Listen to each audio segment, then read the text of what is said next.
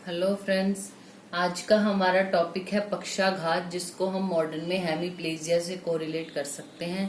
तो जो पक्षाघात है उसका वर्णन आचार्य चरक ने वात व्याधि के अंतर्गत किया है। इसकी डेफिनेशन क्या है, यानी पक्षाघात होता क्या है? जब वायु प्रकूपित होकर शरीर के आधे भाग में अधिष्ठित होकर सिरा व स्नायु को सुखा देती है और संधि बंधनों को शिथिल कर देती है, जिसकी वजह से होता गया शरीर अर्ध की क्रिया और चेष्टा का नाश हो जाता है। उसी को हम बोलते हैं पक्षाघात, ठीक है, जो हेमीप्लेजिया है। फिर आते हैं इसके निदान क्या है।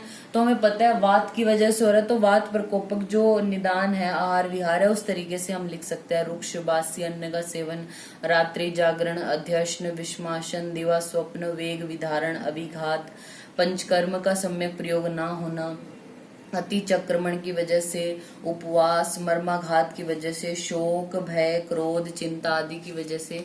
फिर आते हैं हम इसके लक्षण पर, क्या क्या लक्षण हमें दिखाई देंगे हेमीप्लेजिया के, यानी पक्षाघात के।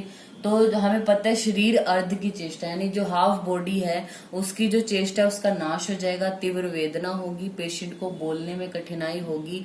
और अगर पित्त का अनुबंध हो जाए, पक्षाघात वैसे मेन कारण क्या है, वात की वजह से हो रहा है, लेकिन अगर पित्त का भी अनुबंध हो गया तो दाह, संताप, मूर्छा आदि। और अगर कफ का अनुबंध हो गया तो गौरवता, शीतलता और शोथ आदि उत्पन्न हो सकते हैं पेशेंट में। फिर आती है इसकी प्रोग्नोसिस, यानी हमें साध्यता जो है वो पता होनी चाहिए, कौन सा साध्य है कौन सा असाध्य। अगर पक्षाघात में, वैसे तो ये वात की वजह से हो रहा है, लेकिन वात के साथ अगर पित्त और कफ ऐड हो गए हैं, यानी पित्त और कफ का भी अनुबंध है, तो ये साध्य है। जो शुद्ध वातज होता है वो हमारा कृच्छ साध्य है, याप्य वाली कंडीशन है, मतलब उसको हमें प्रॉब्लम होगी ट्रीट करने में, जो शुद्ध वातिक है। लेकिन अगर पित्त और कफ का अनुबंध है तो उसको हम आसानी से ट्रीट कर सकते हैं। अगर धातुओं के क्षय से उत्पन्न हुआ तो असाध्य होता है, वेदना रहित हो जाए तभी भी असाध्य हो जाते हैं। इसके उपद्रव, विसर्ग, मूर्छा, मृत्यु आदि हो सकते हैं। फिर आती है इसकी चिकित्सा। चिकित्सा में सबसे पहले इसका चिकित्सा सिद्धांत क्या है, तो उसमें सबसे पहले इसका चिकित्सा सूत्र, यानी स्वेदनम स्नेह संयुक्तम पक्षाघाते विरेचनम। स्वेदनम यानी स्वेदन कराना है, स्नेह संयुक्तम पक्षाघाते विरेचनम यानी स्वेदन और स्नेह से संयुक्त विरेचन कराना है हमें पक्षाघात में। जो आचार्य वाग्भट हैं वो क्या बोलते हैं, स्नेहनम स्नेह संयुक्तम, यानी उन्होंने वर्ड क्या लिखा है, स्नेहनम और स्नेह संयुक्ति विरेचन होना चाहिए। आचार्य चरक लिखते हैं स्वेदनम स्नेह संयुक्तम पक्षाघाते विरेचनम, ठीक है।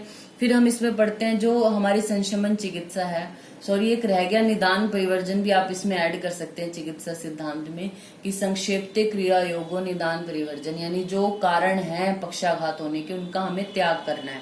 फिर संशमन चिकित्सा में रस भस्म पिष्टि में वात चिंतामणि रस, एकांग वीर रस, वात गजांकुश रस, एकांग वीर रस, स्वर्ण भस्म चूर्ण में हमने क्या करना है, अग्नि को प्रदीप्त करना है उसकी। अजुमोदादि चूर्ण, त्रिकटु चूर्ण, पंचकोल चूर्ण, नारसिंह चूर्ण, क्वाथ आसवारिष्ट में महारासनादि क्वाथ, जैसे रासना को वात हरा नाम बोला गया है, तो रासना महारासनादि क्वाथ, रासना सप्तक क्वाथ, अश्वगंधारिष्ट, बलारिष्ट। तेल के लिए रसोन तेल या बला तेल। अभ्यंग अगर हमें करना है तो नारायण तेल से, महाविषगर्भ तेल से, महामाश तेल, प्रसारणी तेल से कर सकते हैं। घृत का प्रयोग हम दशमूलादि घृत, अश्वगंधा घृत, गुगलू में त्रयोदशांग गुगलू, योगराज गुगलू, महायोगराज गुगलू, शतावरी गुगलू का प्रयोग कर सकते हैं। वटी में हमें क्या करना है, जैसे पक्षाघात वात की वजह से हो रहा है, वात क्या करता है, अग्नि को हमारी विषम बना के रखता है, तो उसके लिए हमें अग्नि को जो है वो बल देना होगा, तो अग्नि तुंडी वटी, चित्रकादि वटी। और एकल द्रव्य जो हम पक्षाघात के लिए, यानी सिंगल अगर हमें द्रव्य चूज करने हो तो निर्गुंडी, भलातक, एरंड, अश्वगंधा, शुंठी, लहसुन, इनका प्रयोग कर सकते हैं। रसायन में शिला जतु रसायन, च्यवनप्राश और ब्रह्म रसायन। तो ये हमारा टॉपिक हो गया पक्षाघात। Thank you.